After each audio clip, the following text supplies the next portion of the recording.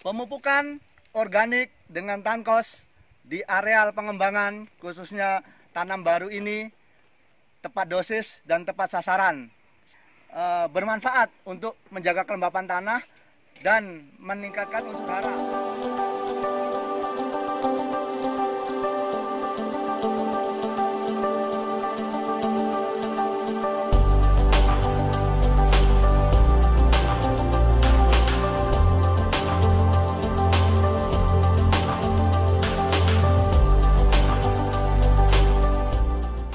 Pagi. Oke. Sahabat planter, kali ini saya akan menjelaskan pemupukan organik pada tanam baru ya. Di sekitaran kita ini ya ada land clearing atau areal pengembangan ya. Jadi untuk area pengembangan baru ini kita pemupukan organik ya. Pemupukan organik ini dengan Tankos, tandan kosong kelapa sawit ya. Jadi ini yang tadinya memang limbah organik ya kan, ini limbah organik ya. Limbah organik dari pabrik kelapa sawit kita aplikasikan ke bibit yang baru ditanam ya.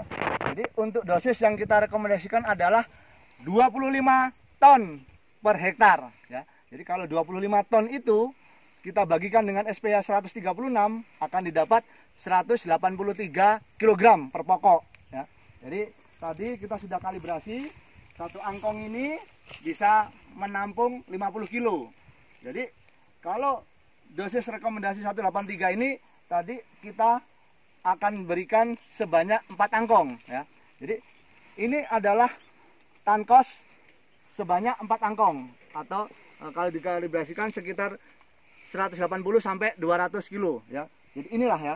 Nah, di sini kita lihat susunannya adalah 3 ring atau 3 cincin ya. Nah, jadi untuk susunan yang bagus 25 ton per hektar tadi atau 183 kg per pokok tadi akan didapat 3 1 2 3 ya, ada 3 lingkaran. Nah, berapa jaraknya? Nah, jaraknya antara batang ini ya, batang bibit ini dengan Tankos ini, susunan ini 30 cm ya. Apa 30 cm? Nah, jadi gini.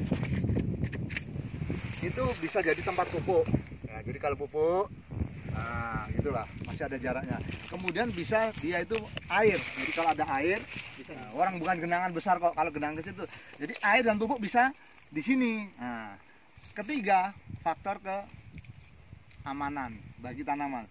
Jadi kalau misalnya nanti ada musim kemarau nih, tiba-tiba 20 hari itu, nah, itu kan namanya dry spell. Dry spell itu musim kemarau. Ya, 20 hari berturut hujan. Nah, ini kan kering ini. Ada kebakaran, nah, misalnya lah ini apinya ke sini, dia cuma membakar ini aja, nggak sampai membakar ini gitu. Nah, jadi ada unsur keamanan. Jadi kenapa dikasih jarak tadi, selain untuk wadahnya atau ruang untuk air dan pupuk, dia juga menghindari kebakaran. Jika memang Tankos ini kering, tidak ada hujan, maka tidak langsung ini. Jadi ada filosofinya dengan ada jarak. Oke. Nah, kenapa harus segera mungkin gitu? Kenapa nggak harus nunggu seminggu lah Pak, 2 minggu lah Pak? Itu harus segera Pak. Jadi 3 hari saja Bapak dikasih waktu itu. Tapi Bapak kan tentunya tergantung mandor, tergantung ASN. Kalau saya ini Pak, orang harian aja disuruh saya berangkat, nggak disuruh juga enggak kan gitu. Tapi biar saya kasih tahu ilmunya. Karena kalau 3 hari itu Pak, ya kan? Nah, jadi ini kan Tankos. Nah, ini kan Tankos. Tandan kosong, limbah organik. Ini Pak, ada unsur namanya kalium. Ya, meskipun dia mengandung nitrogen, fosfor, kalium, magnesium, tapi yang paling banyak di sini, yang paling banyak itu artinya komposisi yang paling banyak dan paling cepat tersedia bagi bibit sawit ini adalah kalium. Kalau pupuknya itu namanya pupuk MOP, yang warna merah-merah itu. Nah, kalau orang Jawa bilangnya KCL. Ya. Jadi ketika dari sana ke sini itu selama-lamanya 3 hari aja. Jadi kalau misalnya Senin ditumpuk di sana. Nah, kalau bisa hari Kamis itu udah masuk. Tapi kalau udah Jumat, Sabtu lah, nanti kaliumnya tadi itu bisa berkurang, artinya hilang. Kan itu kan kena air hujan, kena hujan. Jadi dia itu kayak misalnya dia kayak ada gulanya itu kan. Nah, ada pupuk kaliumnya di situ. Kalau hujan itu nanti larut dia. Jadi tinggal Tankosnya aja, tinggal ininya aja, tapi unsur hara kalium yang di dalam tumpukan itu udah hilang. Akhirnya Bapak nanti kalau misalnya telat masukkan ini ke sini, jadi ya tankos. Tapi kalau kaliumnya udah nggak ada, jadi sayang kan gitu loh. Nah, itu yang pertama. Yang kedua, kalau Bapak lama-lama di sana, ada namanya kumbang yang bertanduk itu. Nah, itu nanti bertelur di situ, Pak. Bertelur jadi larva. Larva itu kayak lundi itu kayak gendon. Yang putih-putih itu yang bisa juga mancing gitu kan. Nah, bertelur itu di situ. Nanti jadi inilah populasi di situ banyak itu, Pak. Kalau udah jadi kumbang, datang ini dimakan ininya nanti.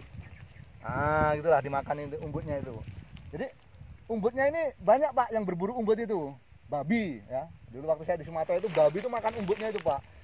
Umbut gitu. Tikus. Nah, tikus itu makan ini, Pak. Yang ini nih, yang enak ini katanya tikus. Terakhir itu tadi Oryctes atau kumbang tanduk. Jadi babi terus tikus sama kumbang tanduk itu suka sama umbutnya itu. Ya ibaratnya kayak makan apa ya? Makan sayur itu mungkin sedep lah, ada manis-manisnya lah gitu ya. Nah, gitu. Oke. Sekarang saya minta tolong ke Bapak, mana yang belum diaplikasi tankos? Nah, inilah. Coba Bapak susun atau Bapak kasih dulu 4 angkong. Kan tadi 4 angkong itu sama dengan 200 kilo. Kan 50 sampai 3-4 kali kan berarti 200. Karena udah dihitung tadi 25 ton itu 4 angkong kan. Nah, nanti kalau udah Bapak taruh situ 4 angkong, coba kita susun bersama. Nah, dia itu, Pak, kira-kira 3 lingkaran. 3 lingkaran. Kalau ini kan cuma 1 lingkaran kan. Nah, coba kita buktikan.